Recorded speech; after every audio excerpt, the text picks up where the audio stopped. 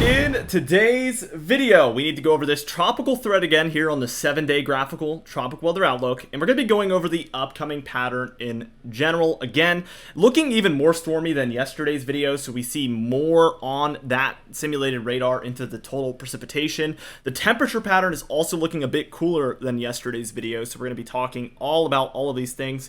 Be sure to check out Prestige Weather in the description, pin comment down below, where we do early releases for all of our seasonal and monthly forecasts, so those will be over there. We also do weather consulting calls over there, and we have some more things in the pipeline that are going to make it even more exciting. It's only $5 a month. It's extremely affordable, and we have not received any negative feedback. I mean, it's absolutely crazy.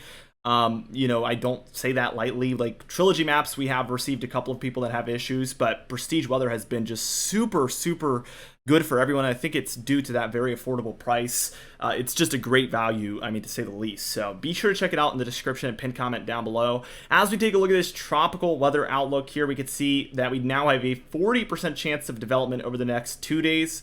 And we have a 50% chance over the next 7 days. So odds are that this is going to happen over the next 2 or 3 or 4 days if it does. There is also some chance in the extended period, but you can kind of tell it's going to take a northern curve here, and that is going to dramatically decrease the chances of development if it doesn't happen, sooner. So the better odds of development is here in the earlier portion of this storm track because more favorable conditions. So we're going to be watching for this. I would say overall we don't have much of a North American risk with this one at all. I'd say the only risk here is maybe the Atlantic coast of Canada if this one does a full turnaround, but only time we'll be able to tell if that is what ends up happening or not. But this is in the far North Atlantic, so odds of this one developing very far are not that great, but we're going to continue to watch it. And as always, I mean, on the channel we always say that anything is possible. Even things that seem unbelievable are possible, and that does happen from time to time in meteorology. It's actually why I love it so much. So we do need to consider all possibilities, but the odds are just not really large at this point. So as we move into our kind of simulated radar here, we could see that later on today here on Wednesday the 12th, we could see quite a bit of storminess taking place across the upper Midwest here. And then also for the Northeast here, we can see plenty of this storminess taking place as some thunderstorms roll through. Also for the deeper south into the Southeast, we can see heavier thunderstorms taking place, but especially here in Arkansas, Louisiana, Mississippi, and Alabama. Florida going to be dealing with their daily thunderstorms they get this time of year. So we're seeing some very interesting things happening here. As we move on towards tomorrow on Thursday, we can see things become a little bit more scattered about for the east. I mean, I really can't rule out anywhere for thunderstorms on the day tomorrow, Thursday, July 13th. So that is where we're at with that one. We can see there is some development with our next system here for the Rockies and Northern Plains. So we are watching this very closely as well. This is going to be, an area to watch also for more thunderstorm activity. By the time we are reaching Friday the 14th here, we can see that this actually becomes a little bit more widespread for the Southeast and the Northeast, as well as some of the Mid-Atlantic. There is a pocket in here that looks a little bit less widespread. So for North Carolina, Tennessee, Kentucky, portions of Georgia and South Carolina, it looks a little bit lesser of a threat. But really, again, this is going to be another day where we can't even rule out anywhere for thunderstorm activity, which is, it's a pretty common thing this time of year to have the chance of just some flaring up thunderstorms. So it becomes pretty difficult to forecast things this time of year. I would argue that this is the hardest time of year to forecast just because there's, you have to give pretty much broad forecasts. There's like anything is possible in the summertime like this. Outside of snow, of course, for the most part. But anything is possible. I did say that a couple minutes ago. We could see another system. There is kind of like a what I would call primary low here, a little bit further north there in central Canada. And this is all kind of sending some activity southward. So for the plains, the Rockies, the upper Midwest, we're seeing plenty of this activity. By the time we are reaching Saturday, the 15th here, we can see that all of this kind of comes together for the east. And again, there is a couple of quieter areas in here, perhaps. I think that we cannot rule out thunderstorms on this day either. So again, a very common occurrence this time of year.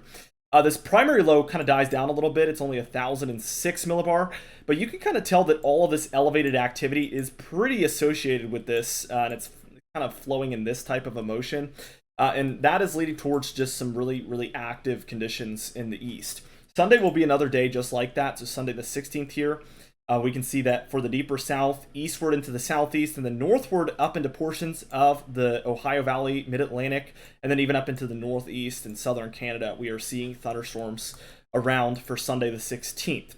As we move into Monday the 17th, this is going to be our first quieter day, I would say, for a majority of areas. There is some activity here across the very far deep southeast, and this is, again, going to be almost a daily occurrence for these areas. I've been to Florida for weeks at a time, and it thunderstormed every single day, so this is very common this time of year. There is a little bit of a quieter pocket in here where things have died down. We do see a 1,002 millibar low pressure center, and that is bringing a lot of this activity here with it. Thunderstorms across Kansas, Nebraska, Iowa, Missouri, Illinois, Indiana, Ohio, Michigan, Wisconsin, and Minnesota there.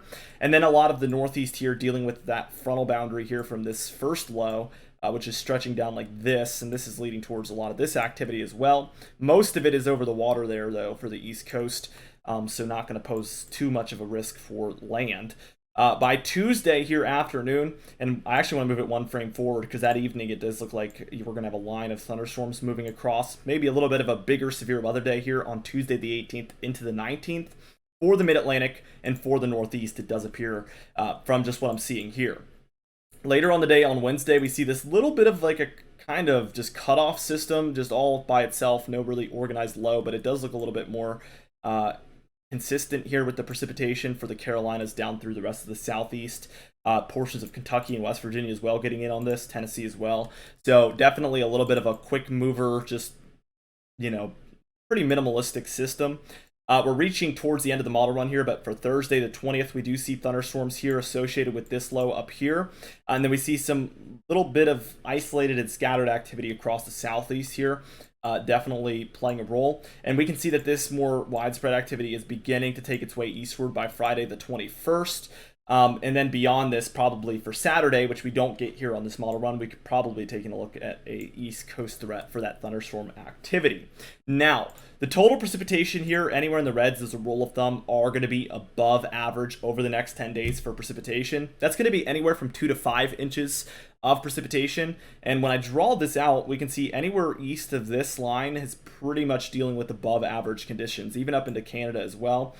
So for the entire Northeast, entire Southeast, most of the Ohio Valley, most of the Great Lakes, and then a lot of the Central Plains as well, they're going to be dealing with these higher amounts that are above average overall for the next 10 days, even the deeper south here as well. So we have plenty of areas dealing with this higher activity. As we move into the temperature pattern, again, this is going to look a little bit colder than what we've been dealing with.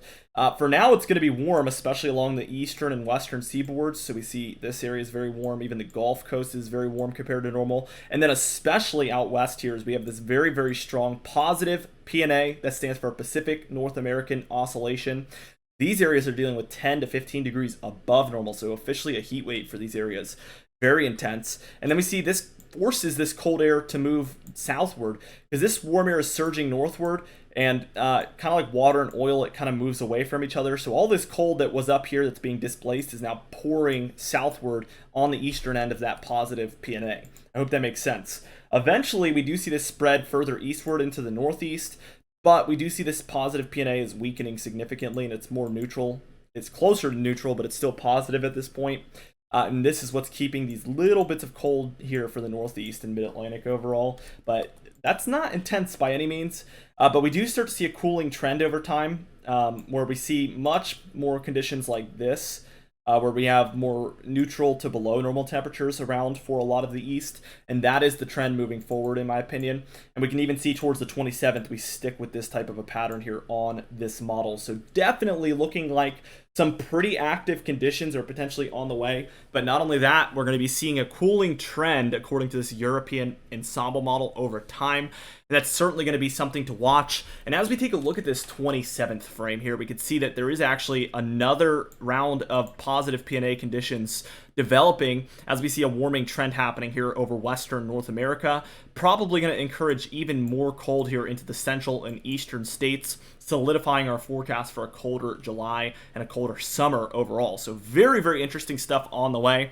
Be sure to check out the Prestige Weather in the description and pinned comment down below, like I mentioned, for early access and consulting and all sorts of stuff. But also subscribe for more daily videos just like this one, as we do upload every single day. You can even hit the bell icon for daily notifications when we upload so you never miss one. Be sure to like the video if you did enjoy it. Leave a comment down below and let me know what your thoughts are on the video and the upcoming pattern in general. And I will see you guys in the next video.